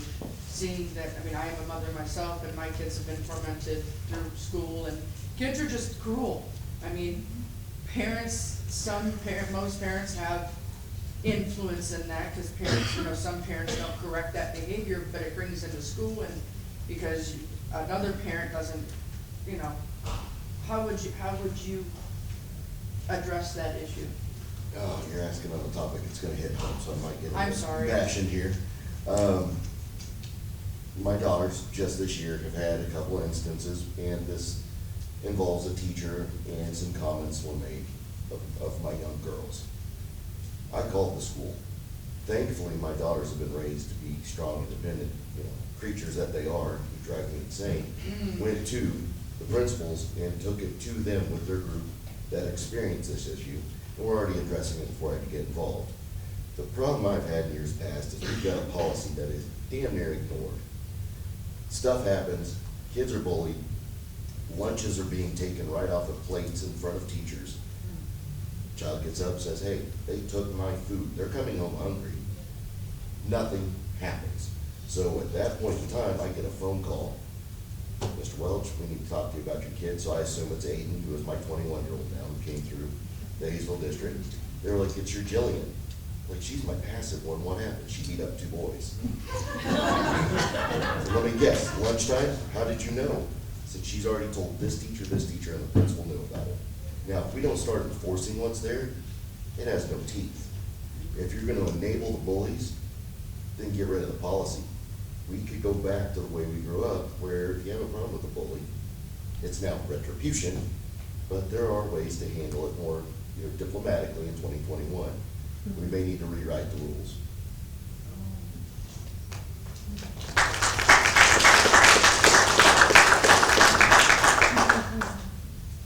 How do we hold the lack of enforcement accountable?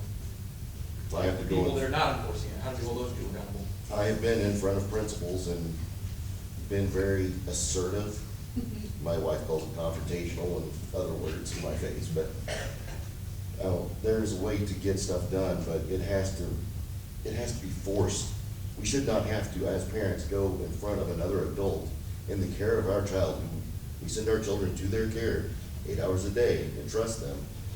I shouldn't have to go to you and say, hey, there should not be comments on my daughter's bra color. If I have to go in front of you, it's gonna be a different conversation. If I have to take this to you as a person, we may have to get police involved, but I don't wanna go that route. Our school is good. The teachers may have some other issues, or the students may have had something. I want that handled before I have to get to that point. And the teachers and the principals should be addressing that, not me as a parent. Sitting Do at any the of the school other board, school board candidates have a perspective on this? sitting at the school board meetings, it seems like, I don't think the school board directly would have a whole lot of influence in that, except at the meetings, because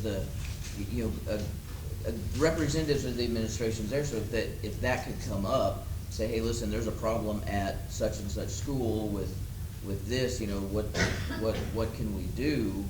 The school board isn't gonna have, I mean, just from sitting in at the meeting. For that one child that needs that, so be it. Well, yeah, individually we can do something, but the board itself, I'm not sure how much power the board would have to do that, but we could address it with the administration, or even, I don't know if we get that, I would love to have a direct communication with teachers and with students, and if we could, take care of it that way, then there'd be a way to communicate those issues. That's a dynamic that is just unfortunately growing, and then you see it even in COVID getting worse, and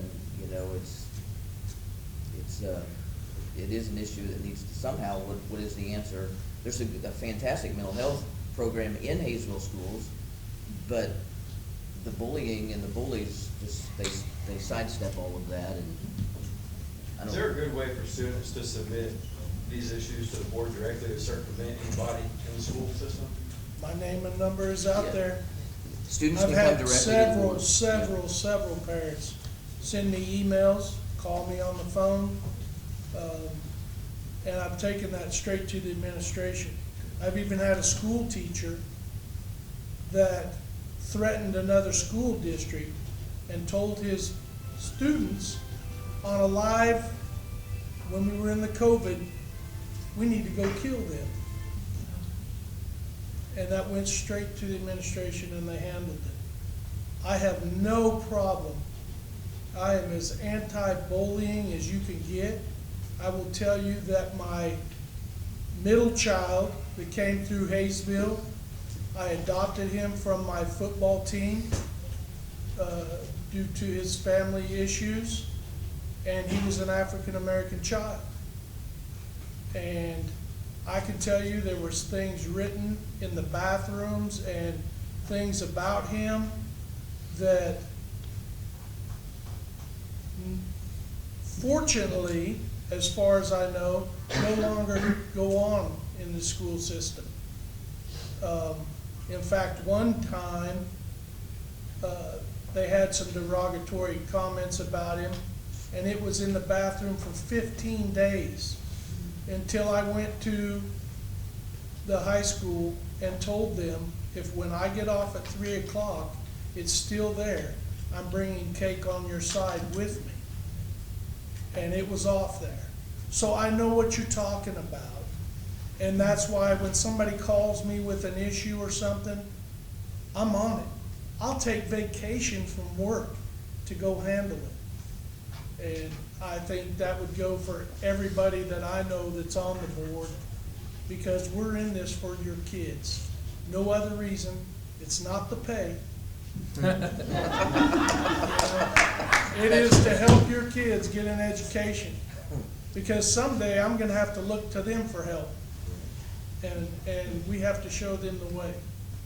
So are there policies or trainings that you guys can implement to the administrators, to the teachers, that would help to enforce these policies that are already in place? I feel like the policies are good. When I have been emailed by a parent whose child is experiencing bullying or some other issue, what usually turns out to be the issue is a breakdown of communication somewhere along the way.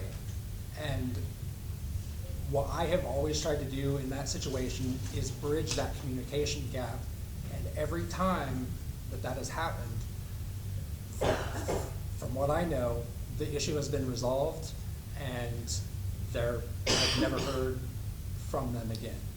So I have to assume that it's better in that situation, but like I said, I feel like the policy is good. It's just, yes, enforcement, but usually it's not through malice or not caring or anything like that. It's just a breakdown of communication, which happens with everyone. And so I don't actually get a lot of emails about bullying. We did get one today, and it was very sad. And there's a chain of command. You go through the chain of command. If that's not working, you go up, you go up, you go up. I'm going to follow up tomorrow and see if this person has gotten any results, and I will follow up with either Dr. Cloud or Mr. Hirsch to make sure that their issues are being addressed, because that's what needs to happen. It's all about communication, in my opinion. So the parents need to go straight to the school board? Well, after If we would rather you handle it, with But if your. I have a daughter who's Asian, who gets made fun of for being Asian, and then the teacher joins in on that conversation, who do I go to? Then you need to go to the school board, yes. But we also need follow-up too, because if we do something, and then we never hear from you again, we assume that it was taken care of. So, follow-up is important too. If you think your bullying policies are written so well and so good, then why are we talking about it so much tonight? Because I think in today's society, as a whole, it's based on bullying and talking down and finding differences in each other and all the things that we go through, so. Let's go to Chris for. I would like to address this question, please. I would just like to say that I only know what people tell me. So I get very few emails about bullying. So from what I see, I don't hear about it very much. So if there is a problem, please let me know. I'm always open to hear from people But to I let me think the know. question was, instead of having to go directly to the board, what are you guys going to do to have those people that it does directly go to handle it, so that it doesn't have to keep going up and up? We have to be aware. In my experience, I'm not getting that communication. So it seems to me that it's working. And if it's not, we need to know. Can I ask a question? Do they have anything for the school system? Like, I looked at Spirit, 41 years ago and 41 years, and this is me. They always sent you every year to see some movie or something like that in order to show, maybe kids don't know what bullying is. Maybe they're kidding around. Maybe they don't know. Maybe there should be education for kids, watch some video or something that says, and show some interaction and stuff like that. Do they do things like that in the school? There is a program, and looking at Jeremy, I'm not sure if it's first step, next step. There is something. I know because when children were remote, I sat next to my son who was doing remote, and they did have a specific time of the week, dedicated time. They did talk about bullying. They tell you what it is. They tell you how to handle it. But I remember going through the same things in elementary school and middle school, and I don't know that it's changed. Well, telling it and seeing it is two different things. Right. No, I mean, they're talking about it, they're asking questions, what would you do? It's extremely easy, even for us to say, well, I would do this. When you're put in that situation, it's extremely different. But I know in my firsthand experience, my son was a victim of bullying, and I basically did the chain of command. I went to teachers. I then went to principal, I then went to superintendent, I then went to the school board, who then I was directed to go back to and deal with it at the school level. I'm running in circles trying to get this enforced. My child, his hands were put on my child, and he was made to sit in the same room all day as his aggressor. And I don't know in what world that is okay. But that incident is what sparked me to be here tonight. Because I don't want parents to feel like that and not know where to go or what to do. So yes, I think the policies, they're good. They can be better, and our schools and staff, students, everybody, we can get better at enforcing it. This gentleman has had his hand up multiple times. So, real quick, I'm a parent of 8 kids, ages 22 to 80. Okay? I'm sorry. It's okay, the odds are good that one of them are gonna take care of us later. Okay, so, yeah, probably. Okay, so, for a voice for everybody in the room, coming from you and coming from you guys, what are you doing at home? Yeah. What bully training videos are you showing at home? They should bring the parents. I grew up where things were handled like he was talking about. Right. They're not supposed to be done that way, but unfortunately, the school board and the teachers, because of lack of parenting discipline, you're waiting until they're 9th grade to try starting it. That ain't gonna work. Good luck with that. Hey, when I was in the military, I needed it. I got kicked out at 17, and I'm glad I did, okay? And you guys are trying to make these teachers and these school boards discipline and raise your kids when you're failing at home.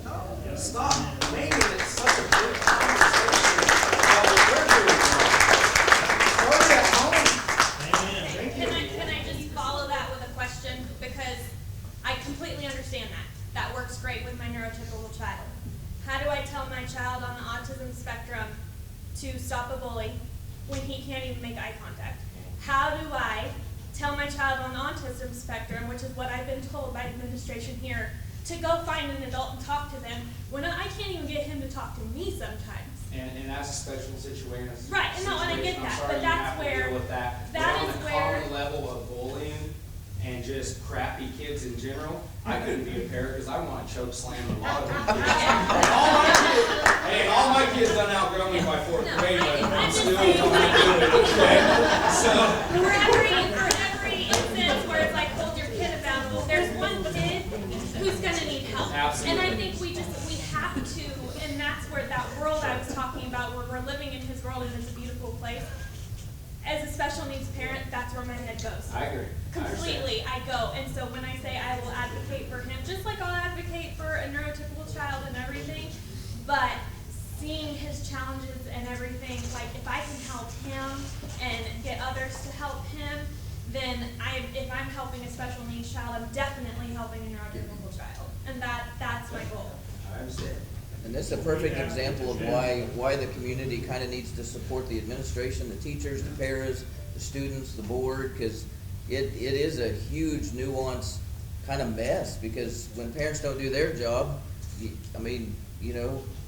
got his own kids to raise. He doesn't need to raise 600 other people's kids, and the teachers end up, so as a community, we can pray for these folks, we can do what we can to help, but in the meantime, there are problems that need to be addressed, and then how to do that, I don't know, some working together with the administration as a team and trying to figure some of these things out. So in a minute, we'll go to this gentleman in the corner who's had his hand up a lot, but first, for those shy people who submitted their questions, Chris will have. This is for the mayor candidates. What do you think the mayor's responsibilities are? Mayor's responsibilities truly are far-reaching. You truly have to create a quality of life for your people. You truly have to bring in the businesses that they truly want in your town.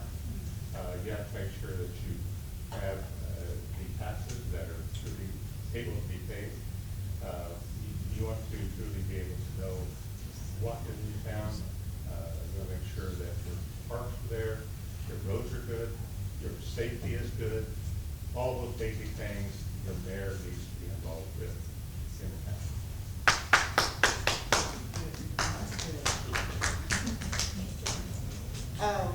Ditto, for sure. But I also think that the mayor responsibility also lies with the future. Dealing with the future, you know, as older, I think I'm the young one in this group, am I? I think I'm the young one in this group. Well, in this group here. So, dealing with, you know, with the fact, you know, I'm 53 years old, you know, my children are grown up, I have grandchildren now.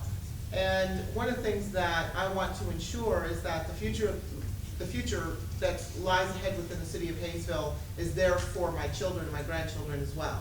So it's not about just what's happening now. Yes, we need to have quality of life, without question. It's nice to go outside to a, you know, a nice clean environment, a nice beautiful neighborhood.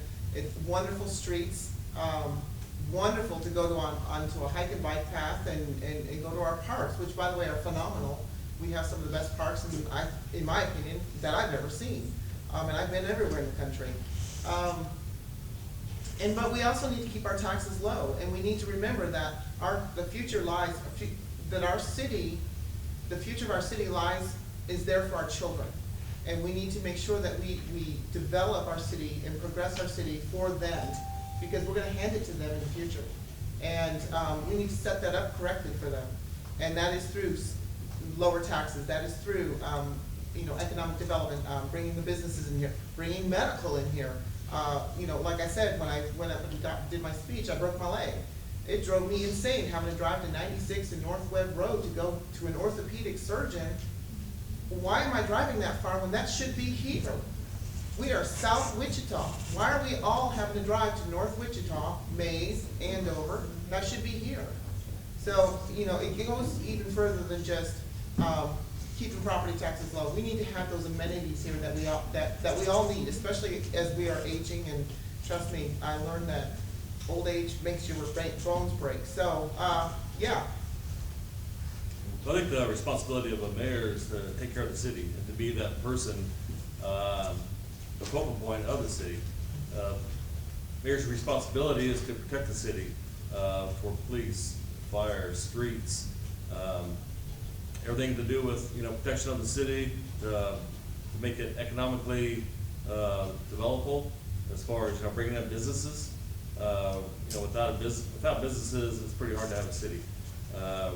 We need to take care of the residents, take care of taxes, make sure the taxes are low enough where people can pay them. We just need to, you know, they're the focal point of the city. When somebody sees the mayor, they think of the city. They need to, you know, go to other organizations outside, well, like just different veterans organizations, I believe. They need to be involved with the Chamber of Commerce. Need to be involved with other organizations within the city, as a city as in whole.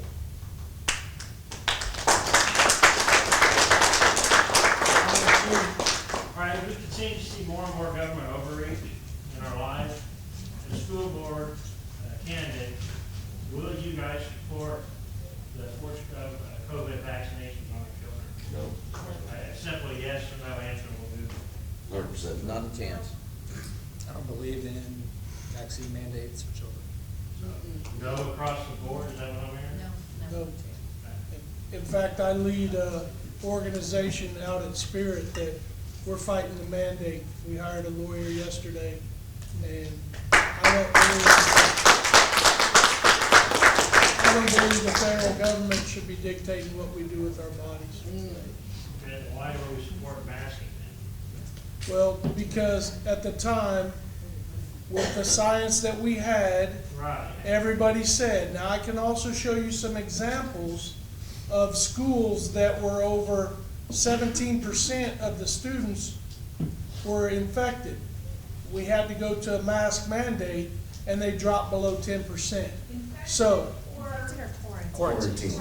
well, Quarantine is very different. yeah, they were close contacts. We'll just put them like that. And so, it helps keep the kids in school. You know, I'm actually surprised that the elementary school kids they're the ones I thought would be fidgety, but they actually seem to do better than the middle school and the high schoolers.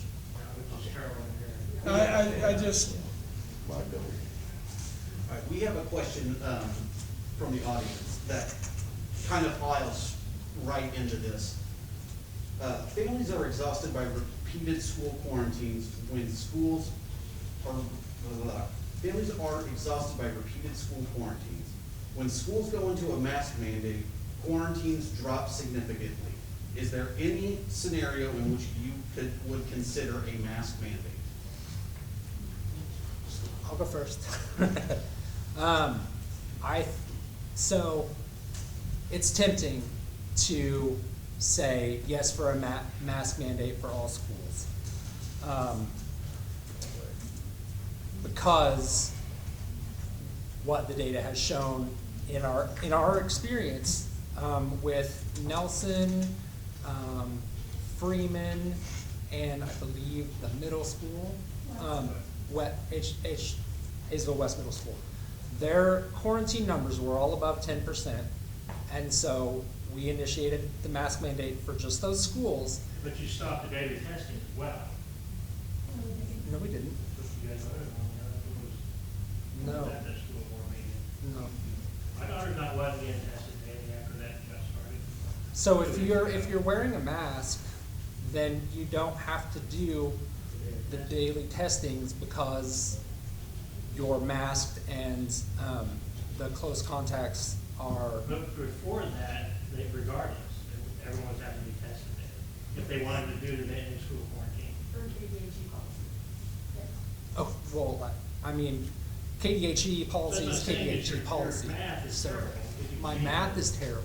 Well, you changed the whole baseline with how you were trying to gather your information.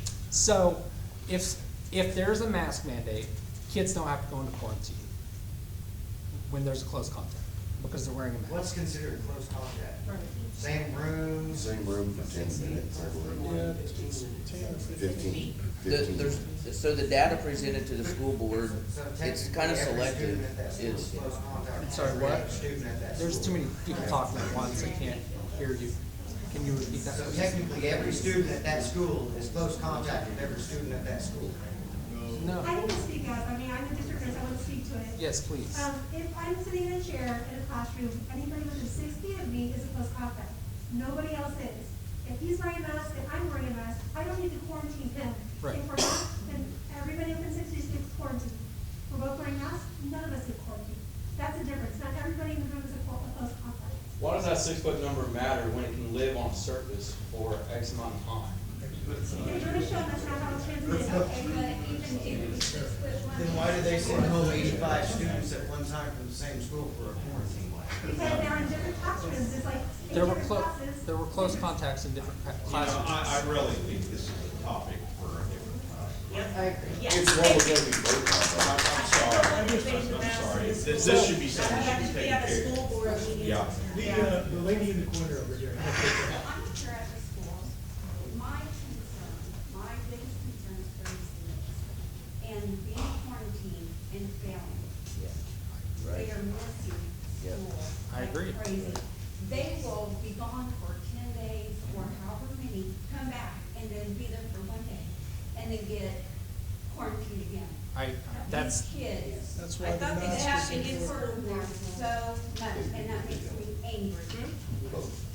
But if you wear if they were wearing a mask, they wouldn't have to go. No. Yes. No. Yes. No. That is the policy. You cannot mask away a virus. I'm sorry. But we've created a policy. I'm talking about policy here.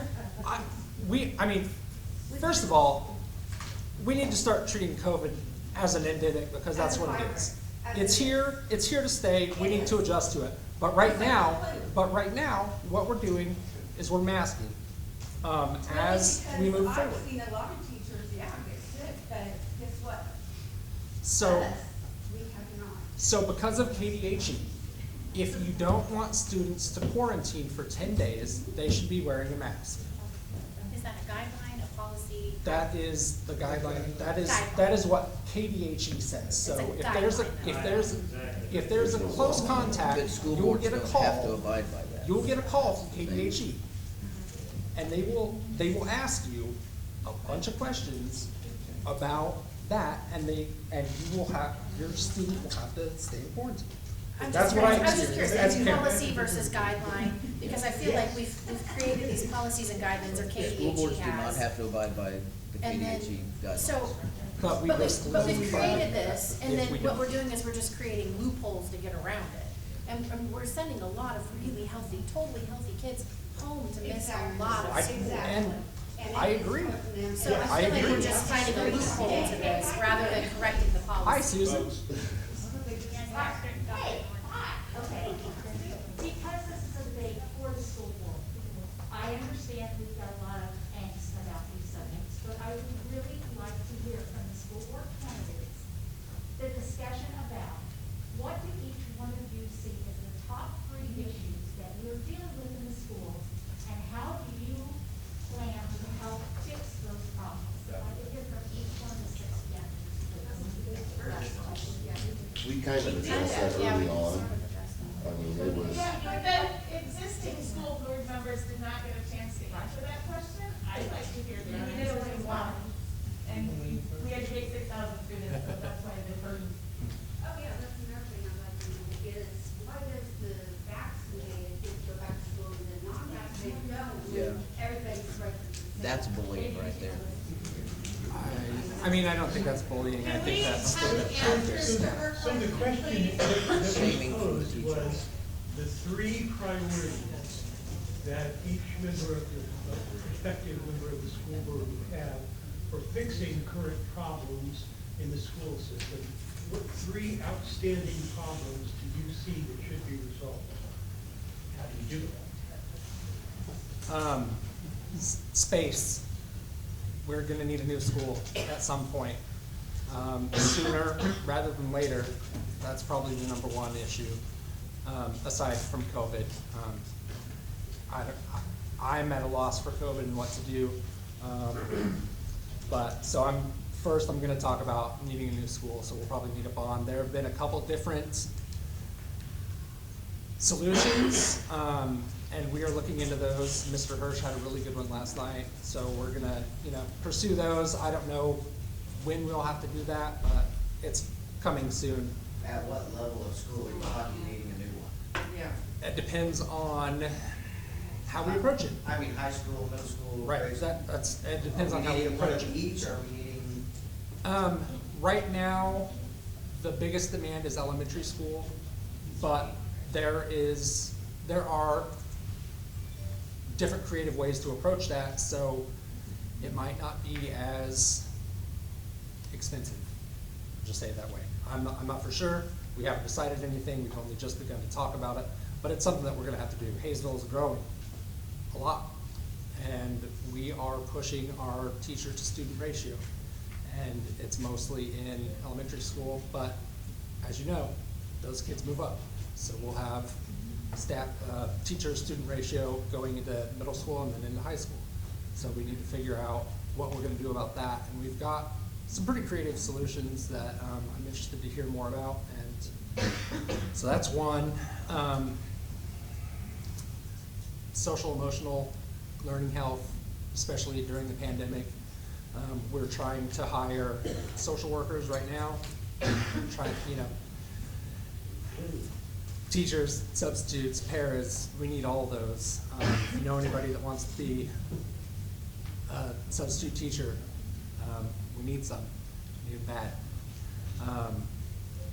So, and with that, I guess staffing right now. One of the other things that I've really been trying to fight with the state about is how they measure our LOB. So we were talking earlier about how we're one of the poorest districts. We get an artificially low amount from the state because Fort Leavenworth is included in all of the school districts, and they, being a military district, have very, very, very low property value. So, and that is included, they're the poorest, so that affects every other poor district in the state. So what we are trying to do, every year we meet with our state representatives, and every year I ask them when they're gonna fix that. so that we can get more money from the state for our teachers, for our students, for our buildings. And, you know, I've really tried to champion that. If we get Leavenworth out of that metric, it would be a huge benefit to Haysville. I think we'd get like an extra $2 million a year. So, something we desperately need. So, aside from COVID, those are my 3. Thank you. Okay, well, my 3. Just 3? First of all, if I had a magic wand, I'd build you a new school. I'd, you know, hire all the teachers, give them the best wages of anywhere and all that. And then I'd have to come to you and tell you your taxes are going to be raised. My deal is we need to try and get the best bang for our buck and keep your taxes where you can continue to live here. The ESSER funds that we've got run out in a couple years. That's what we hired all the extra teachers and all that with, and we need to find creative ways to get what we need and supply you with what you need. I have a few good ideas. Mr. Hirsch came up with some great ideas last night. And another issue that I see is Ruth Clark is my elementary school that I go to and walk through and meet the teachers and that, and also Haysville High. We need to not only as a school board, but as a community, take time to go in and thank the principals and the teachers and that. And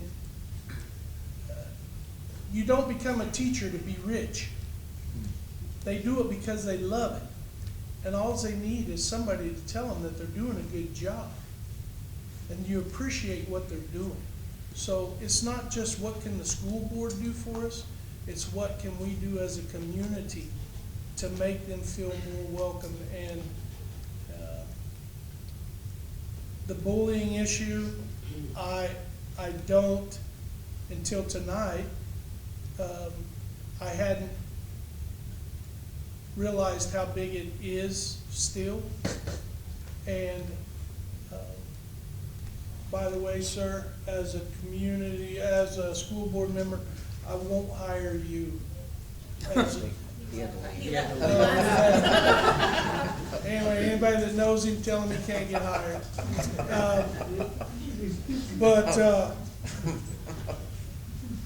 Community events, I mean, the Fall Festival was a great thing, not only for the community, but for the schools. And it gets people involved, and I would like to see more of that. I'd like to see more people involved in their schools.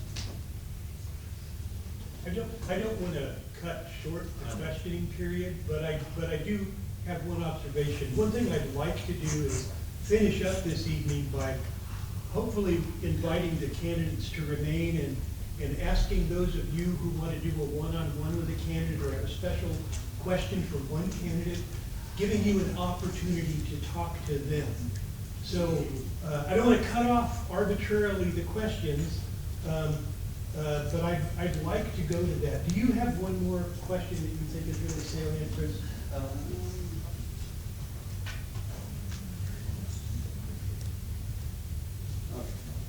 For all candidates, what unique skill set would you bring to the elected position you are running for?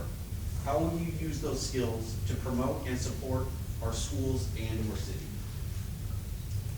Right now, I'm looking at my background, being in the finance part of it, the strength of the city, and you look at the number of contacts that I have with the Hampton Board, with the City County Commissioners, and with my education background. My background is in education, plus I have finance both. So I have the skill level, I have the experience of being in council and being mayor. So I look at would be someone I would truly look at. Oh, okay. I too have, an education, but mine is, I have a bachelor's in criminal justice, so I think that's why I'm such a big proponent of code enforcement. But with my management experience with the Hello CSS company, plus also my educational background in teaching, whether it's in higher education or a college level, I have 20 plus years of education experience. But to be honest with you, the biggest thing that I can bring is my determination. And I am, once I set my mind to something, I make it happen. And it doesn't mean that it's always going to happen. I'm just saying that I'm good at developing those relationships, developing a plan, and implementing that plan. And I did that with the accredited course that I created for the colleges. I saw a need for it. Even, I can go back to high school when I saw a need for people to try out for the swim team that I was on. And freshmen coming in, we had nobody. We were in competition with our own football and basketball team who were state champions, and we had nobody trying out for the swim team. So what did I do? I go and create a Learn to Swim program at the tender age of 17. Just that determination to make our city grow, and that determination to make sure that our city stays and continues to improve. And also for those out there who view Haysville, and when they see Haysville and they think of a Haysville, they think of, we're a great community, and this is where they want to be. I've had a lot of leadership roles in my military career, top 4 years at an Air Force school, being in the Navy. I've also, I've been on a city council for the last 10 years.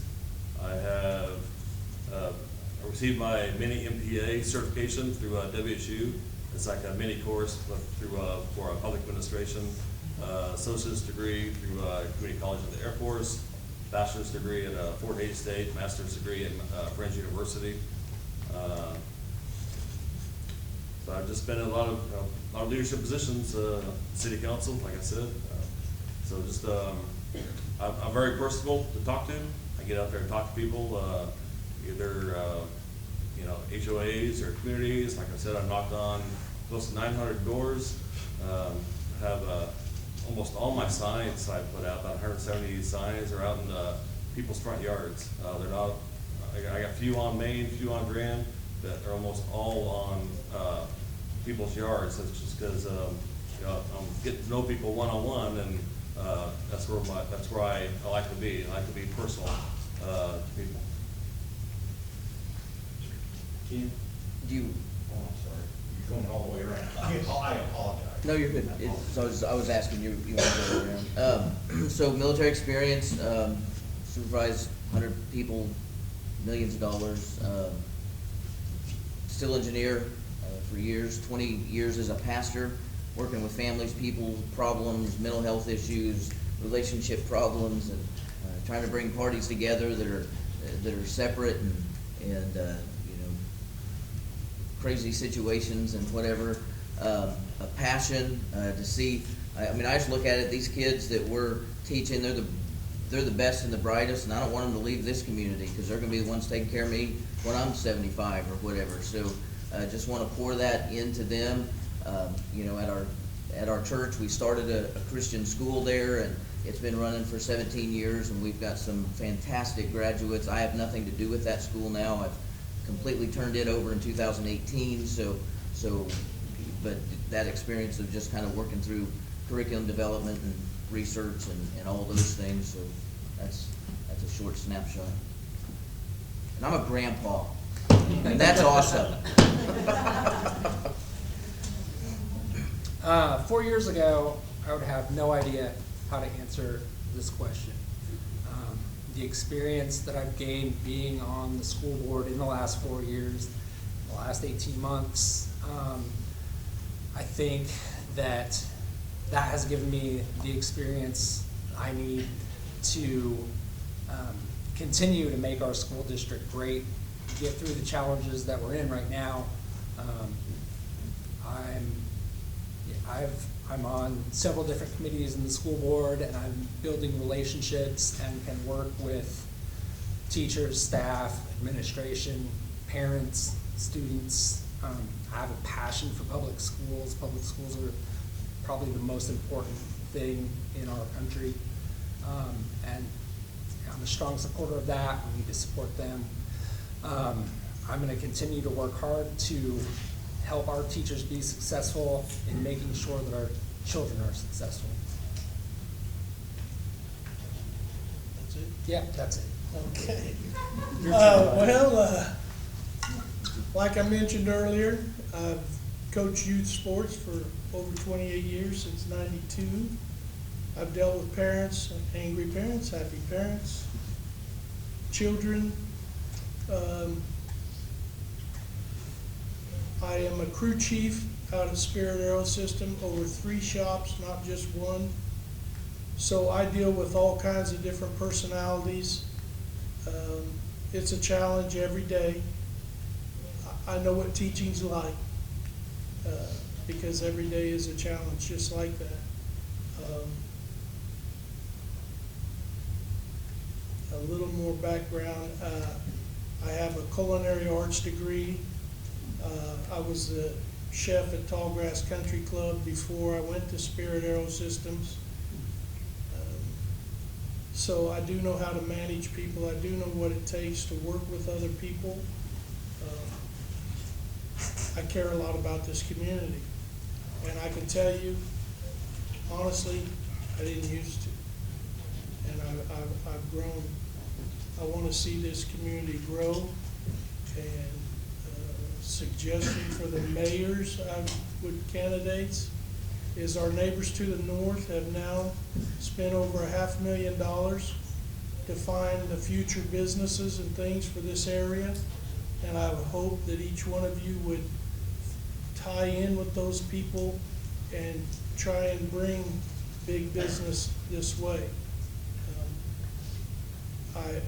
I ran for city commission prior this year. And I know there's big business that wants to move. There's major car companies that thought that they could turn their gas engine plants into electric, and they found it's too expensive. So I've reached out to a couple of them, and they were looking at the land there at 47th behind Arby's and that. And to bring something like that to this community not only would help Wichita, but it would help us as well to get better paying jobs. I don't know where that is at this point, since I'm no longer involved with that group, but those, I think sometimes you gotta think big, aim for the stars and see what you hit. And I think this community is rich in people and knowledge, education, that they can land some of those bigger businesses and help us all out. So I would just like to throw my hat back at you guys and say, give me a chance to continue this challenge. My qualifications, I'm a mom, and so I guess being a mom, I feel like I'm one heck of a multitasker. I'm pretty much a hostage negotiator at this point, and those types of skills. But more than anything, shortly after my son was born, I left a corporate job in banking technology to be a stay-at-home mom, to be involved in his education, to make sure that I am an advocate and a voice for him. And I would love to be an advocate and a voice for your kids as well. That is my main passion with this. I want to make sure that our children are getting the education that they deserve. I've been to a lot of board meetings here lately. I hear a lot of COVID statistics. I hear a lot of social emotional health statistics. I have not recently heard numbers or statistics as to where our kids are at right now, educationally, grade level. Where are they at? Are they up to speed? Are they where they're supposed to be grade level wise? I don't believe they are. And I would love to get back to where maybe we can start to get past some of these constant COVID questions, and let's get back to educating our kids. Yes, that's me too. So, you asked for kind of a unique quality or character trait that would qualify for this position, and one thing that really jumps to me, how I've been described, is a heart of servant. I love serving people, helping people when the opportunity is given, and I think the Board of Education is the perfect opportunity to do that for my community. Qualifications, why I would say I'm qualified. I'm a mom. I grew up in Haysville. I mean, I've got skin in the game. We have a son who's graduated. We have another at Haysville West. We have another in elementary. So I'm like at every level. I care. I wear my heart on my sleeve. I think you guys saw that, which makes me care so much about other people. I have a compassion and a heart just to listen. And sometimes that's all people really want, is just to be heard. And I know I talked about some things earlier, and really through my struggles as a parent with kids in the schools and different things, really I felt like I didn't have a voice and I didn't know where to go. And I don't want staff, I don't want students, I don't want parents to ever feel that way.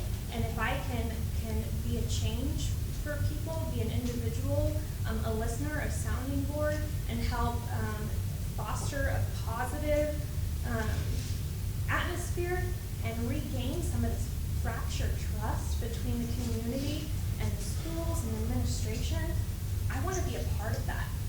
I want to be a part of positive change. Okay.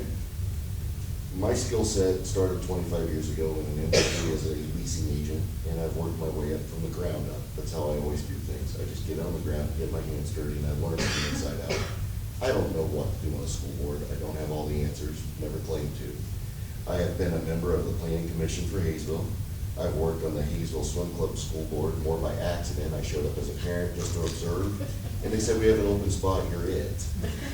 And years later, I ended up sitting in on that conversation between the swim club and the city to get an auditorium built. That was a massive undertaking, and it took a lot of teamwork. I've been a member of the Apartment Association of Greater Wichita, held many chairs and positions there, worked through every one of them, was nominated for every one of them, and when my time came, I was willing to walk away. I'm not gonna be a lifer at this. When my kids are out of school, I don't wanna have to sit here and lead. I want somebody fresh behind me to not be afraid to step up. I'm fearless. I've coached my kids in sports that I had no clue about, how to teach girls basketball. Bombed it, never do it again. But soccer and other things they dragged me into, I'll try anything once. I'm a speaker at the men's encounter retreats, so I don't mind talking in front of groups. It's not my comfort zone, but I don't mind doing it. So if I need to be that voice of reason for the parents that don't get heard or don't feel like they're being heard, I can. I also have a lot of common sense. It's just the way I was raised growing up here in Kansas. Things are pretty black and white. If somebody in the middle of the room thought I was an idiot or said, felt the need to say that, come talk to me. I don't mind talking face to face. It's the way I operate. So, just in closing, if I get your vote, it'd be awesome. But there are other candidates up here who may be more qualified because of experience than me. So, just make the best decision based on your heart. It's after 8:30. I know many of you are tired. One of the facets of this job that I have is offending almost everyone.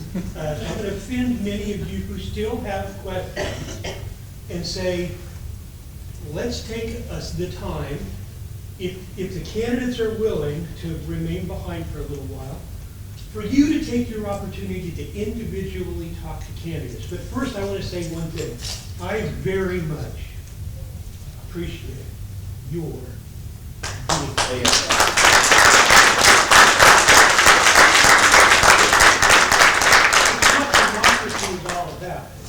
Can I ask just a general question? There's a box at the police department for last year we used for mail-in votes that we wanted to just drop in that box. It's still there, I looked it up the other day. Yeah, but when do they begin allowing people to place their votes in there? Do you know? I would say that you should probably contact the Sedgwick County Elections Department. You can get, just Google or Bing that and you'll get it. I don't know the specific answer. I know the answer to that. Those boxes were open as soon as the advance ballots were sent to you in the Yeah. mail. So you can drop it in there tonight, you can drop it up in there anytime you They want. said- Up until 7 PM on election day. Yeah, they were sent out on the 13th. Right, right. And early voting is in progress right now, either in person or by mail. But I don't know specifically about any particular. Yeah, those boxes are open. Thank you. So again, thank you all very much. Please avail yourselves of talking to the candidates for